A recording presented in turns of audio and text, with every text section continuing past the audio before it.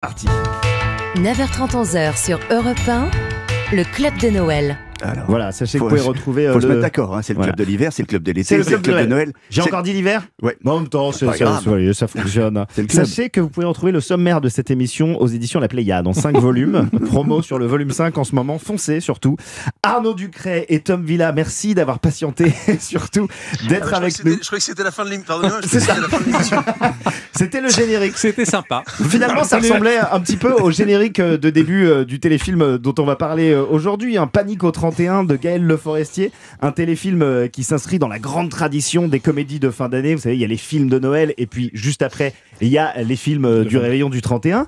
Alors, l'histoire de Panique au 31, ne bougez pas, je vais vous la résumer tout de suite. Arnaud, interprété par Arnaud Ducret ici présent, est le patron d'une boîte de nuit, le Passo.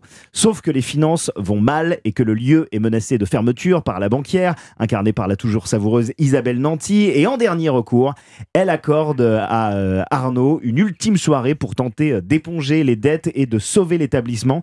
Et cette soirée, ce sera le réveillon du 31 décembre. Alors Arnaud, avec toute votre équipe, dont votre bras droit Tom, incarné par Tom Villa ici présent également, vous allez tout faire pour organiser une fiesta d'anthologie, mais on se doute bien que la préparation, tout comme l'événement, s'annonce mouvementée. Le téléfilm est en 2 parties. La première sera diffusée à 21h10 ce soir, la seconde à 22h30 dans un an. Non, je plaisante, ce sera ce soir également, bien entendu. C'est un immense défouloir festif où on voit passer des dizaines d'acteurs, d'actrices, d'humoristes, de guests. Il y a même un animateur d'Europe 1 qui passe une tête, on en reparlera dans le courant de cette émission. Arnaud Ducret, Tom Villa, avant toute chose, racontez-nous un petit peu comment est né ce projet un petit peu fou. On travaille avec Jean-Philippe Lemonnier, producteur de La Boîte à Secrets, du Grand Restaurant, voilà. Il a produit plein d'émissions et il m'a appelé un jour en me disant Arnaud, ça te brancherait pas de faire une soirée événement avec une fiction chorale, comme on dit, où il y a plein d'autres acteurs que j'invite dans le milieu de la boîte de nuit. Un milieu que je connais très bien. C'est parfait. Voilà. Vous avez l'expérience de terrain. Exactement. Non, mais moi j'aime la musique, j'aime sortir, j'aime m'amuser avec mes amis. Donc les discothèques sont encore des endroits où tu peux t'amuser. Donc voilà, on a écrit avec Tom autour de ça et de cet événement que vous verrez ce soir à la télé, quoi. Je rebondis sur la phrase que vous venez de dire. Les boîtes de nuit sont encore un endroit où on peut s'amuser. C'est vrai que c'est un peu encore un sanctuaire aujourd'hui où on se coupe un petit peu de tout l'extérieur et on peut oublier. Ouais, mais en plus quand t'es jeune, moi je me souviens jeune quand tu sortais en discothèque, c'était le moment où voilà, c'était le week-end, tu sortais, tu savais que t'allais retrouver tes copains, que comme je le dis très bien, comme on l'a écrit d'ailleurs avec Tom, voilà, c'est un endroit où tu viens t'amuser, danser, les bras en l'air, les bras par terre, te draguer, se rabibocher, se faire larguer. Enfin voilà, c'est quand même un endroit où il se passe plein de choses et surtout il y a de la musique. Bien et sûr. ça, la musique c'est extraordinaire et tu danses et tu t'amuses. Vous aussi, Tom Villa, vous aviez l'habitude de sortir un petit peu en boîte de nuit. Est-ce que c'était comme Arnaud Ducret, un terrain que vous connaissiez, que vous aviez pratiqué? C'est un terrain que je connais. Alors, j'ai moins d'expérience qu'Arnaud, qui est un peu la Lise Lucet des Macumba. Tous les parquets, il les a usés de ses épongés talents. dans toute la France. Non, mais c'était un lieu que je connaissais bien. Et puis en plus, avec les spectacles, aussi bien les miens que ceux d'Arnaud, c'est vrai qu'il y a une petite tradition, c'est que le week-end, le vendredi ou le samedi, après le spectacle, généralement les bars sont fermés. Donc si on veut boire un verre, c'est dans les boîtes de nuit locales, on va dire. Et donc là, c'est vrai qu'on a pu voir pas mal de boîtes dans toute la France. Et ça nous a inspiré ce Passo Club. Oui, pour faire la fête après le spectacle, évidemment. Très bien. Et vous parliez effectivement de vos spectacles respectifs. Arnaud et Tom, vous avez déjà travaillé ensemble, puisque Tom, vous avez participé à l'écriture de That's Life, le dernier one-man show en date d'Arnaud Ducret. J'imagine que ça, pour l'écriture de Panique au 31, puisque je rappelle que vous avez tous les deux écrit les dialogues de ce téléfilm, ça a dû fluidifier un petit peu le boulot, non ? Ah bah clairement, enfin moi Vas-y, Tom. je vais laisser Arnaud répondre, mais oui, enfin c'est vrai que ça va faire maintenant, on va fêter nos 5 ans avec Arnaud de travail ensemble. Nos noces de bois. C'est les Nos noces noces de parquet Vos de pommes. vos noces de dance floor, quoi.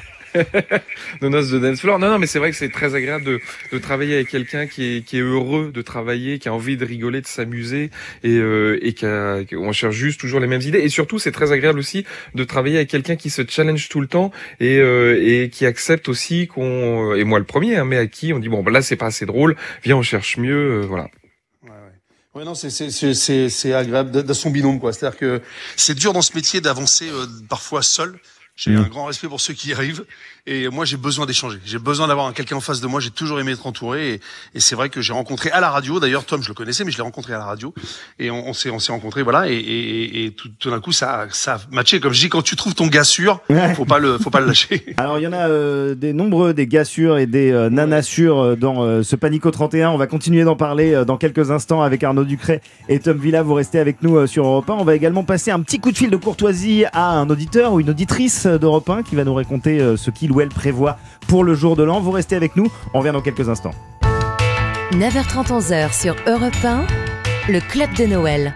Leclerc, bonjour. Oui, bonjour. Certains pensent qu'il n'y a rien de meilleur que du foie gras pour les fêtes. Bah oui. Ah bah non, je suis pas d'accord. Ce qu'il y a de meilleur, c'est du foie gras de canard entier du Sud-Ouest. Et ça tombe bien, le foie gras de canard entier du Sud-Ouest IGP Maison Montfort de 380 grammes cuit au torchon est à seulement 35,59 € jusqu'au 31 décembre chez Leclerc. Tout ce qui compte pour vous existe à prix Leclerc. Soit 93,66 € le kilo, IGP indication géographique protégée, modalité magasin et drive participant sur www.e.leclerc. Pour votre santé, limitez les aliments gras, salés, sucrés. Ça y est, maman, je sors de l'hôpital. Oui, ma chérie, tu rentres à la maison. Si seulement tous les enfants comme Emma pouvaient être sauvés, ce serait bien. Vous ne trouvez pas? La mission des chercheurs, c'est de trouver comment vous soigner, quelle que soit votre maladie. Donnez-leur les moyens d'y parvenir en faisant un don à la Fondation pour la recherche médicale. La recherche fait vivre. Faites un don à la Fondation pour la recherche médicale sur frm.org. Chez Auchan, on sait que les bonnes promos, ça vous régale. Alors cette semaine, chez Auchan, profitez de ces promos à tartiner ou à déguster pour les fêtes. Jusqu'à demain, profitez de 34% de remise sur la gamme de foie gras et charcuterie Labéry. Auchan, avec plaisir. 34% de remise immédiate sur la gamme de foie gras et charcuterie Labéry. Au rayon traiteur et charcuterie libre-service, hors promotion en cours et format promo. Valable dans vos magasins Auchan participants. Liste des hypermarchés ouverts ce dimanche toute la journée sur Auchan.fr. Pour votre santé, limitez les aliments gras, salés et sucrés. 9h30, 11h sur Europe 1, le Club de Noël. Joe Hume. Effectivement, nous sommes ensemble jusqu'à 11h sur Europe 1 avec à mes côtés Jean-Philippe Longo, Olivier Benkemoun, Gavin Clément-Ruiz ainsi que Mathilde qui nous a rejoint également. Bonjour Mathilde. Bonjour Joe, bonjour le Club de Noël. Comment ça va? On est ravis de vous avoir en studio Mathilde ce matin. Mais moi de même, ça fait toujours plaisir d'être bien entouré de ces messieurs. Et ben voilà, on va aller à la rencontre, à votre rencontre, à vous, auditrices et auditeurs d'Europe 1 avec Mathilde dans quelques instants. Mais avant ça, nous avons nos invités Arnaud Ducret et Tom Villa pour le téléfilm Panico 31 ce soir, 21h10 sur TF1 qui raconte comment Arnaud, patron de boîte de nuit, va tenter de sauver son établissement de la fermeture en organisant une énorme nouba pour le réveillon du Nouvel An. On y retrouve une multitude d'invités, parce que c'est vrai que cette histoire en boîte de nuit, ça vous a permis de vous faire plaisir sur les personnages secondaires et le casting qui les interprète.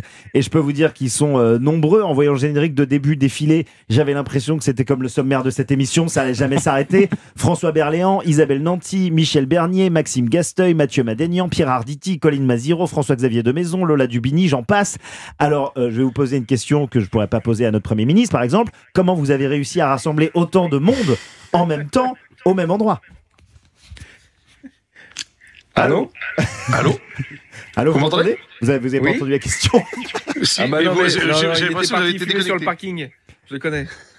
Non, on n'a pas eu de souci pour rassembler tout le monde, ça c'est sûr. Mais voilà, après c'était des problèmes d'agenda quand même. Il y avait des gros soucis d'agenda de chacun et donc ça a été le seul, on va dire, souci. Mais là où on était heureux, c'est que à la fin du tournage, ils nous ont tous dit qu'ils avaient passé un moment quand même très agréable et en l'ayant vu aussi. Donc on s'est dit bon, a priori on n'a pas trop. C'était important de pas les décevoir quoi, vu qu'ils le faisaient aussi par amitié certains et en tout cas on les a pas déçus avec les textes. Donc ça c'était cool. Et tous ces rôles, vous les avez écrits sur mesure. Vous saviez exactement qui vous vouliez pour tel ou tel personnage? Tom? Ah bah oui, évidemment. Ouais, ça, on avait plein de noms en tête et qui nous ont dit oui tout de suite, comme je pense à Lionel Astier et on est des grands fans avec Arnaud de Kaamelott, donc c'est vrai que pour nous d'avoir Léo Dagan, c'était magnifique. Et ce qu'il y a de bien avec Lionel Astier, c'est qu'on avait la petite musique en écrivant les textes et on espérait que ça rende comme ça au moment où il allait les dire. Et puis on a fait une lecture avec Lionel Astier chez Arnaud 2-3 mois avant le tournage et ça rendait parfaitement ce qu'on avait en tête. Donc ça c'est merveilleux. C'est vrai que quand on se met dans les chaussons des acteurs, c'est génial. Et je crois que c'est ce qu'ils ont aimé aussi, c'est qu'on adapte. Il y a eu 2-3 idées. Michel Bernier, il a eu 2-3 idées à nous soumettre. Ouais. On les a ajoutées et ça lui a plu aussi, je crois. Maxime Gastoy en Délivre-Loup qu'on avait écrit on l'avait écrit en pensant à Maxime. Quel concept, Délivre-Loup. Quel concept incroyable. Voilà, ça c'est mon expérience de boîte de nuit où je me disais oh putain on va jamais rentrer. Et donc là on a créé l'application Délivre-Loup. Tu trouves un mec plus relou que toi qui va te permettre de rentrer dans la boîte. Et Maxime Gastoy il a sublimé le personnage qu'on avait écrit pour lui. Mais par exemple tout d'un coup il arrive et là tu fais oh putain. Et là tout d'un coup tu te dis c'est magnifique, il le fait tellement bien. Quoi. Ah bah c'est du cousu humain effectivement. Alors il y en a un, je pense que vous avez galéré pour l'avoir. On est bien placé pour le savoir parce qu'on sait qu'il est très très occupé par son émission La Table des Bons Vivants tous les samedis de 11h à 12h30 sur Europe 1. C'est Laurent Mariotte. Je vous avoue que c'était un peu la surprise de le voir débarquer. C'est lui qui gérait aussi le catering du tournage avec ses petits croque-monsieur ou comment ça s'est passé? Alors moi je tiens à dire à Laurent que moi j'ai une expérience avec Laurent, on a fait un jour un barbecue ensemble, il a complètement foiré le barbecue. Je tiens à le dire. C'est pas cool parce qu'il est pas là pour se défendre. Des dossiers.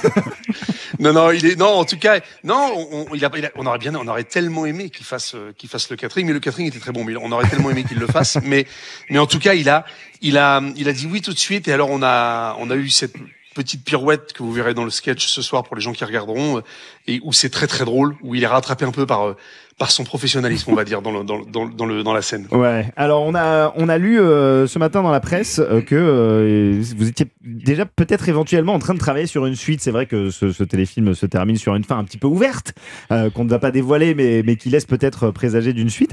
Est-ce que c'est de l'info ou de l'intox que c'est déjà un petit peu en gestation cette suite éventuelle? Vas-y Tom.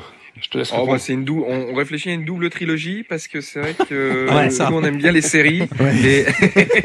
Non, oui, évidemment, on réfléchit. En vrai, on cogite à 2-3 idées. Après, pour le moment, c'est que le début.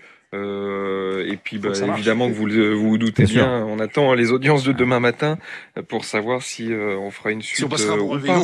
On sera là pour débriefer, vous inquiétez pas. Mais de toute façon, en tout cas, moi je suis à peu près sûr que là l'univers de la boîte de nuit, on l'a un peu balisé. Faudra qu'on parte dans un autre univers pour s'amuser. Alors toujours avec la même mécanique des personnages qui rentrent, qui sortent, etc. Mais voilà, je pense que ça peut être chouette de changer d'univers aussi. Très bien, merci. Il y a l'Assemblée nationale, voilà. C'est un terrain propice, effectivement. Ouais. Je pense que là, effectivement, là, on peut, les idées sont déjà toutes tracées. On a juste à. Ça va s'écrire tout seul, cette histoire. C'est ça. Parfait.